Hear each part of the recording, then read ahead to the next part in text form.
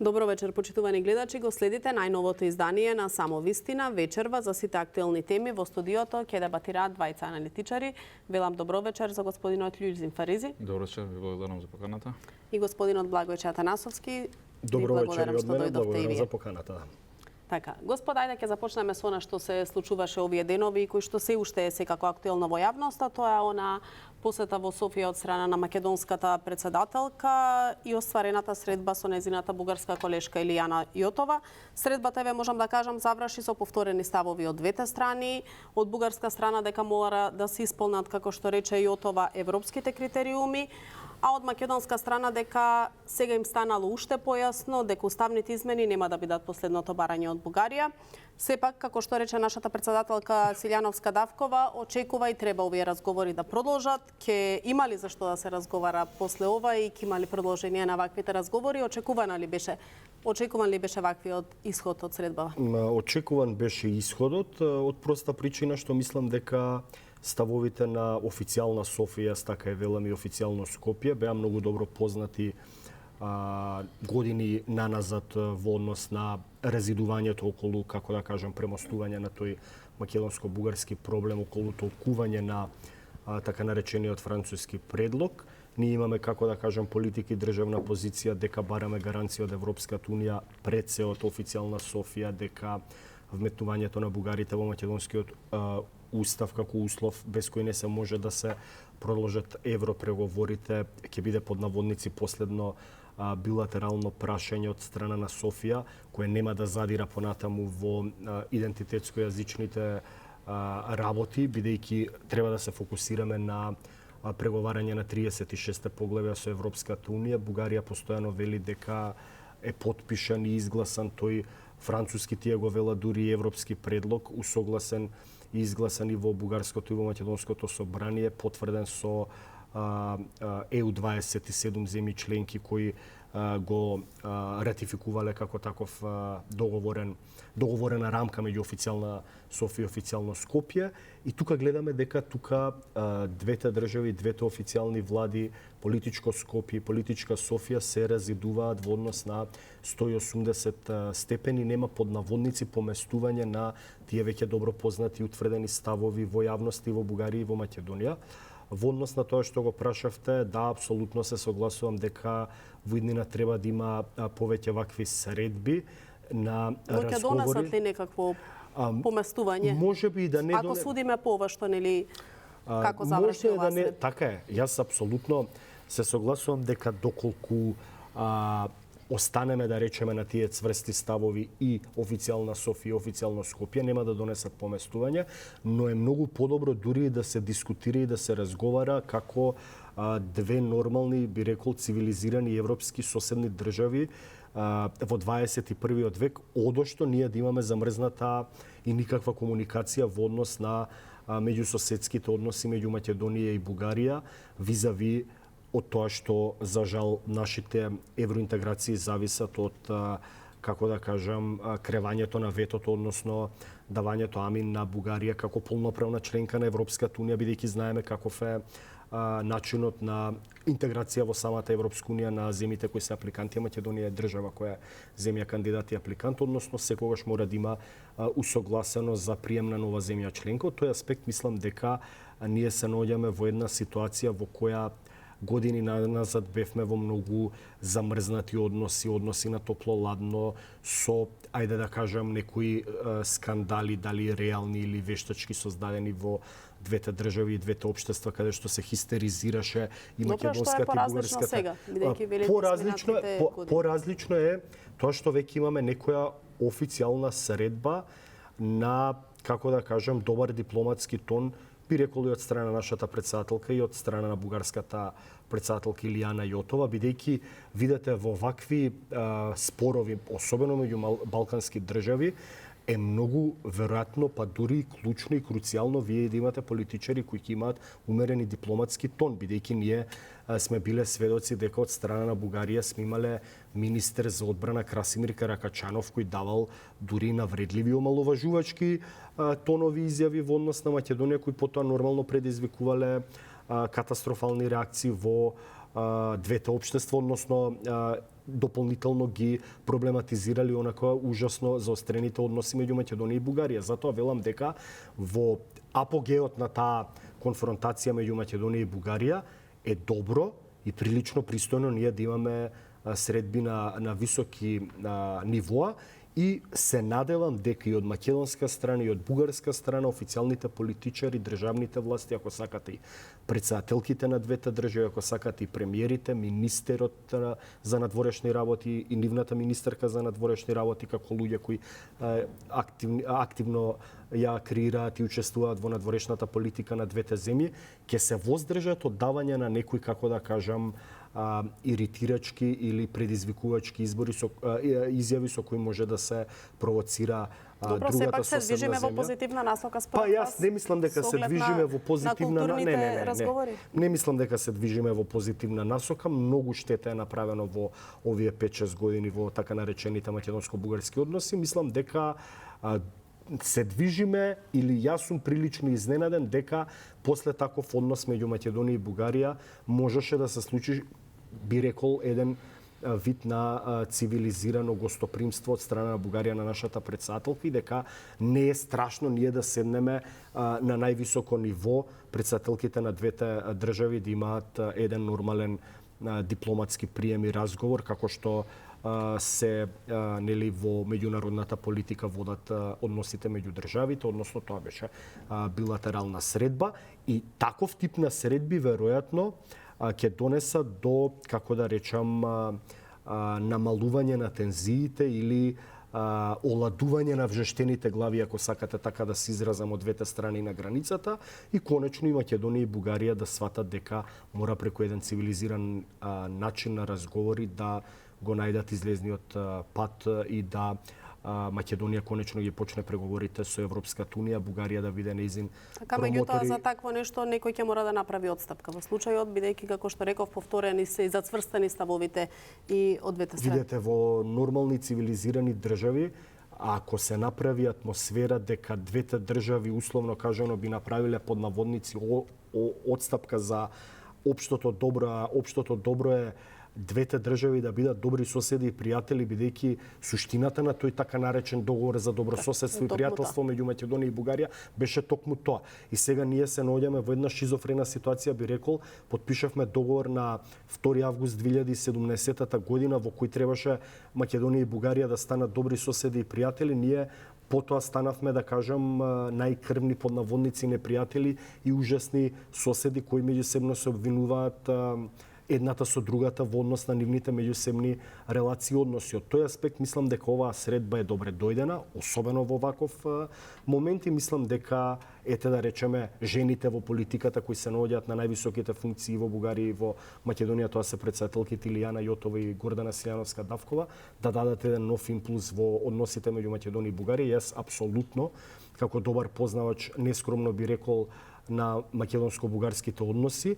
не сум наивен да верувам дека оваа средба би направила свртување за 180 степени и утре дека може со магично стапче да се решат туку така со години и децени напластените проблеми меѓу Македонија и Бугарија, но, па ќе кажам, во дипломатијата, особено во културната дипломатија, ако сакате, и во политичката реторика на председателите на државите, многу добро да го задржите добриот тон и култура на однесување. Ако се следи тоа и во владата, кај премиерите и министрите за надворешни работи, па ако сакате и во бугарското општество, медиуми и во македонското општество се создаде една таква позитивна клима, како што кажав, да се оладат тие вжештени глави под наводници во двете општества, можеме да седнеме и да најдеме некој излезно решение кое нема да биде така сватено ниту во македонската, ниту во бугарската јавност дека некој капитулирал, односно се повлекол и направил одстапка од предвидените позиции, односно дека ситуацијата би била 100-0 победничка за Бугарија или 100-0 победничка за Македонија. Мислам дека доколку се најде некој излезно решение, тоа треба да биде представено во двете општества, и во македонското и во бугарското, како најдобро решение кое треба да ги уреди односите, дека тоа е победничко општество за граѓаните на двете земји. Фаризи, беше ли еве добра основа, добар почеток оваа средба? Очекуван ли беше ваквиот исход, кој што еве го кажав на самиот почеток, со повторување на двете ставови од двете страни, и може ли да се постигне излезно решение во понатамошна комуникација, евентуални следни разговори, што очекувате вие и како ја оценувате самата средба? Првин, добро е што се сретна нели во највисоко ниво, представено од нашата држава, председателката, односно Гордана Селенова Давкова. Јас очекувам и понатаму да продолжи, односно да продолжат состаноците на високо ниво, било тоа на својство на председател на држава, министер за надворешни работи или премиер на држава, но сепак јас мислам дека тешко дека овие состаноци може да вродуваат со плод, имајќи во предвид дека разликите меѓу двете држави, односно двете влади се огромно големи разлики, така што јас мислам дека без влијание од страна на Европска унија ние тешко дека ќе го решиме спорот со Бугарија. Кое е можно излезно решение? Но ние не требаме да бидеме деструктивна страна пред се, бидејќи тоа ќе носи минус, односно во дипломатија. Јас мислам дека ние треба да бидеме активни, проактивни. Овие средби можда нема да вродат од веднаш со плод, но сепак тие комуникациите од двете страни мора да продолжат. Добро е да бидеме иницијатори на ваквите средби. Да, сегогаш ние мислам дека треба да бидеме иницијатори, бидејќи пред се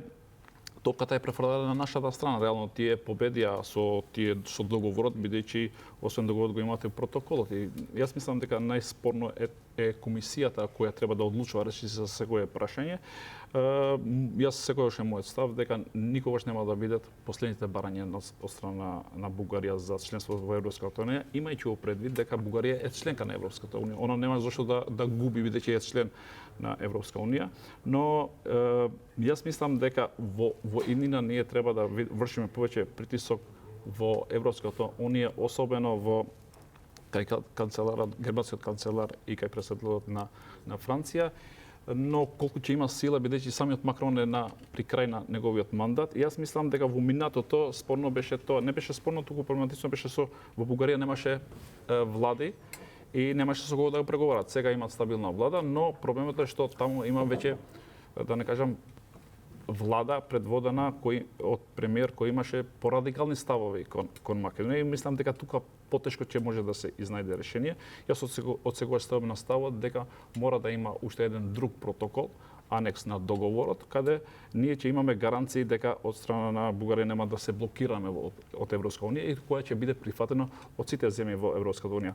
Јас мислам дека имајќи предвид дека барањата под секоја цена да се вметнуваат 3000 бугари или 4000 бугари, тоа покажува дека Бугарија е во сврсен став и покажува елементи дека војнината ќе ја блокира државата за некои ситни прашања. Пример, ние сега ќе донесеме закон за правишта за стапеност, нели, на малцинствата во јавниот сектор, така што утре дента комодно тие може да ја блокират во кластерот кој ќе дојде за јавната администрација, кои ќе побарат согласно државјанство со пасошите што ги земале македонски државјани. Да, и тие после ќе побарат, ќе ја блокираат, ќе кажат добро, ама мора да стаете таму и малцинствата бугари да бидат застапени и утре дента секој човек што ќе сака да се, односно тие што имаат веќе бугарски пасоши, ќе дава државјанство дека има и ќе кажат дека сум дискриминиран, не можам да влезам во државната администрација. Мислам дека имаше и такви изјави, во друга телевизија не ги собера сите изјави кои побарат дека 16% се бугари во нашата држава, согласно нивните податоци, тие што ги имат во смисла на тоа колку државјани на Македонија има. Добро, меѓутоа на последниот попис не беше. Добро, тие не се покажуваат сега, но кога ќе дојде во постапката во Европската унија, тогаш ќе расте интересот. Како ги земале пасошите, бугарските пасоши за економски цели за да може да работат во Европска унија, така ќе ги користат во следен период за да може да се вработат во државната администрација. Јас моето мислење е емисијата се снима, ќе дојде период после 10-15 години. Да, па од истите луѓе што го имат двојно државјанство. Така што јас мислам дека ние треба да вршиме поголем притисок во Европска унија. А тоа што каже Благослове Преска, дека добри гостопримливи беа бугарци, секогаш кога има такви средби, се подразбира дека се гостопримливи, тоа не испадне како во минатото пример. Кога беа гостопримливи, па ни носеа после по еден договор кој е штедно за државата, па после по 5-6 години ќе требаше тука да се објасниме кој беше во праве, кој беше крив. Така што јас мислам дека да, треба да ги почитуваме кога ќе бидат гостопримливи, но сепак ние не треба да попуштиме во нашите ставови. Добро, колкави се шансите да се потпише некој таков анекс на протоколот, друг протокол, еве имаше чинам една таква идеја и од председателката Силјановска Давкова, зошто не уште еден протокол, кога веќе имаме прв, втор, зошто не еден трет протокол каде што ќе може да се предвидат некакви такви гаранции. Колкава е можноста за тоа и велите тоа би можно само со посредство на Европската унија.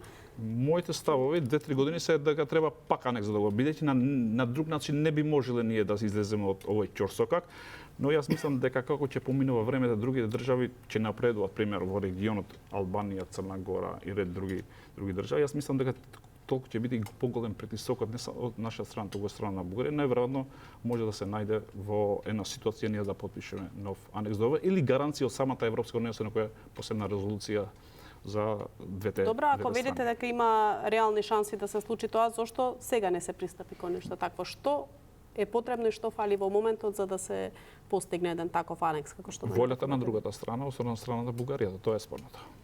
Така. Добро. Еве денеска имаше и конкретна изјава Илијана Јотова, рече дека преземените обврски не се однесуваат само на внесувањето на бугарите во уставот, туку и на целосната примена на договорот за добрососедство што го споменавте.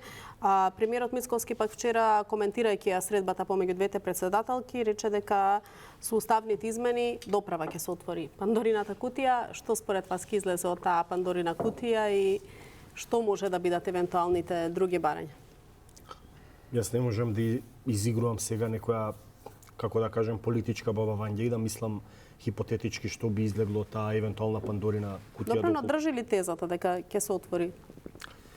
Вака сега, прво да реплицирам на Љузим во однос на тоа што го спомена за потпишување на анекс договор. Јас најмногу би сакал да се потпише таков анекс договор и да се најде излезно решение од, да речеме, оваа мат ситуација во која се наоѓа Македонија и незините во ќорсокак евроинтеграција, но во овој даден момент шансите се нула и под нула такво нешто да се случи, од проста причина што ние во јавноста треба да ја гледаме и меѓународната политика и како таа била насочена кон решавање, условно кажано, на македонско-бугарскиот предлог, францускиот, така наречениот француски предлог, ако сакате кажете го европски предлог, дојде под огромен притисок на тогашниот и актуелен француски председател Емануел Макрон, тогашниот германски канцелар Олаф Шолц, а сега е Фридрих Мерц, и тогашниот државен секретар на САД Ентони Блинкен, каде што извршија, условно кажано, притисок и врз официјална Софија и врз официјално Скопје да направат некаков договор кој ќе биде премостување на бугарското вето кое беше употребено кон крајот на 2019 година. Францускиот предлог дојде 3 години по блокадата на Бугарија на почнување на преговорите со Европската унија.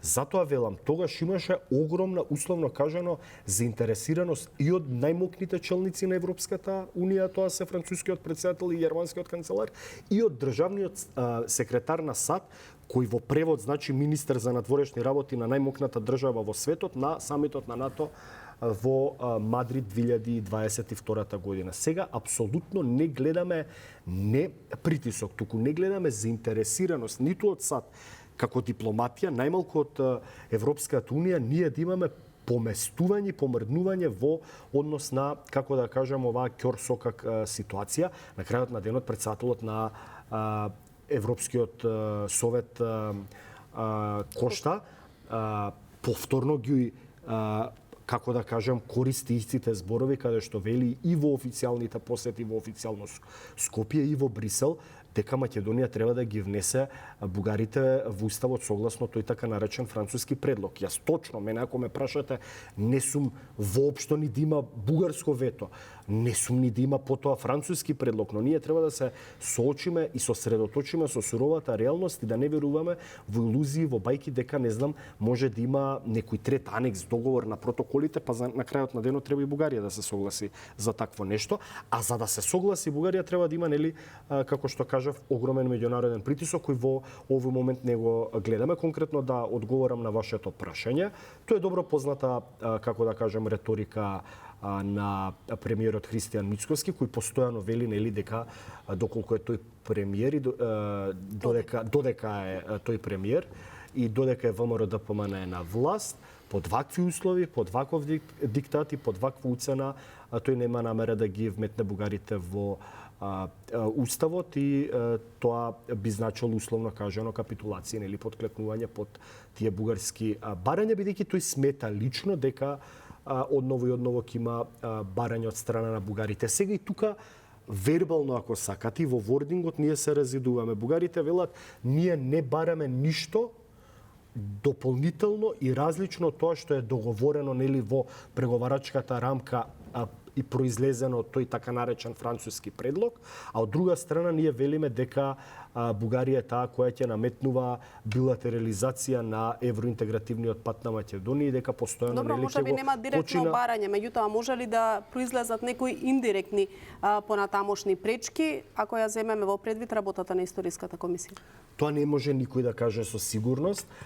Еве сега, например, во јавност исто така циркулираат, како да кажам, вербални еквилибристики околу историската комисија, каде што не знам и поранешниот претседател господинот Стево Пендаровски кажа дека се хистеризира македонската јавност, односно се врши пропаганда дека услов без кој не се може Македонија да стане членка, полноправна членка на Европската унија е да се затворат прашањата од историската комисија, односно нели да се сменат македонските учебници согласно работата на таа историска комисија која јас како што гледам во последниве 2 години апсолутно веројатно како и да не постои, бидејќи порано нели имаше состаноци. Така има еден известен состанок пред неколку недели, меѓутоа немаше никаков конкретен исход. Ниту имало исход, па и во претходните, ако сакате, состаноци на мешовитата македонско-бугарски историска комисија, ние не видовме дека произлезе под наводници бел чат, односно се нашло некое решение кое би било заеднички компромисно меѓу македонските и бугарските историчари, односно таа историска комисија произлезе дека е ирелевантна. Што сакам да кажам? И председателот, поранешниот председател Стево Пендаровски, мислам дека кажа во свој интервју дека се охрабруваат и поттикнуваат двете страни да работат на нели изнаоѓање на, како да кажам, историски решенија кои ќе бидат вметнати како дел од, не знам, споделената или заедничката историја, односно веројатно се имало дадено за задача или за пример по примерот на полско-германското помирување после Втората светска војна или ако сакате германско-француското помирување после Втората светска војна, каде што тие огромни европски нации кои претходно во децениите и во вековите постојано биле во војни и во конфликти и дека нашле на тој, како да кажам, заеднички модел на работа преку таква историска мешовита комисија да најдат некое заедничко решение околу третирање на некои историски ликови настани дела кои претходно биле камен на сопнување, односно еве на пример Карло Велики дека треба да биде историска личност која ќе биде споделувана, почитувана и од германците и од французите, односно дека нема да биде препрека во односите меѓу Франција и Германија, визави сакам да кажам дека европејците веројатно сметајки дека по нивниот пример на француско-германско историско помирување или германско-полско историско помирување, сметале дека тој начин и тој модус вивенди и модус операнти може да го применат и врз две балкански нации како што се македонската и бугарската, но гледаме дека апсолутно ниту бугарите, ниту ние сме французи и германци или германци и пољаци, туку така лесно да влеземе во толкување на таа мешовита историска комисија, односно во толкување на историските ликови и дела и ние заеднички да ги чествуваме, да ги споделуваме дека тие биле, не знам, историски ликови и дела битни и за македонската и за бугарската нација, односно гледам дека бугарите ако сакаат најстојчиво да инсистираат дека македонските историчари во таа комисија треба да прифатат, не знам, дека Гоце Делчев пред илинденскиот и постилинденскиот период и сите револуционери, и сите преродбеници биле македонски етнички бугари, дека тоа нашите историчари треба да го прифатат како заклучок, па потоа да се сменат македонските учебници и Македонија да стане врз база на тоа полноправна членка на Европската унија, мислам дека многу грешат. Тоа никогаш нема да се случи, а од друга страна па ние гледаме дека доколку проработи условно кажано таа историска комисија, македонското јавно мислење, македонското општество, па не знам дури дали и македонските историчари би се согласиле дека еден историски лик како што е Гоце Делчев е стаен во пантеонот на македонската историографија како најголемиот и најзначајниот револуционер за македонската понова и современа историја, дека би можел да биде споделена историска личност со бугарите. Тука дали е можно да произлезат нови пречки? па може да произлезат нови пречки. Јас пак ќе кажам, не можам хипотетички да претпоставам како ќе се одвиваат тие работи. Тоа е се хипотеза. Ние се уште не сме ги нели внеле бугарите во уставот да ги почнеме преговорите. Мислам дека се наоѓаме во една многу лоша ситуација каде што нема заинтересираност ни од Европската унија во однос под наводници да се реши овој замрзнат веќе конфликт, би го рекол, меѓу Македонија и Бугарија, визави да речеме на членството на Црна Гора во Европската унија, кое се поизвестно дека ќе се случи во 2030 година. За Албанија сум малку поскептичен дека може толку брзо, но еве да кажам, државите од нашето поблиско обкружување одат напред кон Европската унија и може да станат нови идни земји членки, а Македонија се уште да остане заглавена во овој спор. Како ќе се одвива ситуацијата во иднина не знам, но ние дефинитивно се наоѓаме во една ситуација во која имаме само вербална еквилибристика и меѓусебни напади меѓу двете држави, двете општества и двете влади, која е во право, која е така, ајде околу историската комисија, ако може и до господинот Фаризи. Добра, ајде, доколку сакате да репликирате. Во оваа држава само 18 пратеници во собранието мислат дека нема да не блокира Бугарија во патот кон Европската унија. Сите други пратеници, без разлика дали се власт или опозиција, и 18 се против. На СДСМ се знаат тие. Бидејќи и тој јавно го кажува тоа, но за да се донесе политичка одлука, пошто многу е важно за надворешната политика е политичка одлука, веќе треба волја. Седе дека во собранието че има 41 пратеник кој е против, односно безусловно да ги ставаме бугарите во уставот, јас мислам дека тоа никогаш нема да помине во собранието, бидејќи има две опции за да може да ги ставиме бугарите во уставот. Тоа првата опција е да се одржи референдум, не треба да се собират на минимално 30 пратеници за да го предлагат во собранието или 150 потписи, нели 150.000, да, извинам, 150.000 потписи за да можат да го стават на референдум. Мислам дека СДСМ тргна на она насога, па после се враќа назад, најверојатно ни 150.000, тешко дека ќе се соберат тие потписи, само што ако може со дуј да се договорат, па тие ќе ги извадат до еден. Бидејќи на нив па не му интересира ова поле. Тие се интересираат по секоја цена да бидат во да се потпишат на едно такво барање за референдум. Не е важно тие за да се покажуваат, тие мислам дека се што е надворно, бидејќи да беа дека се во државен интерес, нема да е крадеа држава 22 години, така што на нив не му е интерес тоа дали македонците после ќе имат проблеми со Бугаријата. Тоа е сосема друго прашање за нив, туку не ги засега тие. И како политичка партија, не зборувам сега како народ, пред се нивните членови, јас мислам дека ќе се потпишат на тоа, но јас мислам дека не би ризикувале бидејќи во следните парламентарни избори така само бараше власта да го распише тој референдум, а не да го ако гледаш политичката сцена на македонските условно кажани политички партии, ВМРО, ДПМН, знам, па и Левица, сите се против за да влезат бугарите со 18 пратеници од македонската страна. Јас мислам дека тешко ќе се прават тие промени уставот, бидејќи треба да имаш 80 пратеници во собранието. Така јас што мислам дека тие не би ризикувале за тоа, бидејќи ќе има фиаско до следните парламентарни избори ако би ризикувале на тоа. Иако јас мислам дека тие одат на сосема погрешни ставови, бидејќи гледаш дека народот не ги поддржува и тоа многу е ризично за нив. А втората варијанта, јас мислам дека ние треба да чекаме. Знаете зошто? Во надворешната политика јас не сакам да правам компарација како вие го кажавте, така почнала Европската унија помеѓу премирието помеѓу Германија и Франција и на крај и Полска кога влезе во Европска. Сите држави имале проблеми во регионот, но нашето како имаме повеќе проблеми. Така што јас мислам дека еве пример земете, нема да идеме подалеку во регионот. Ако се сеќавате од 2013 година, Србија и Косово потпиша еден договор за формирање на заедницата во Косово и почна да се примени анекс договор 2015. Со доаѓање на Курти заедница на српски општини. Општини, да.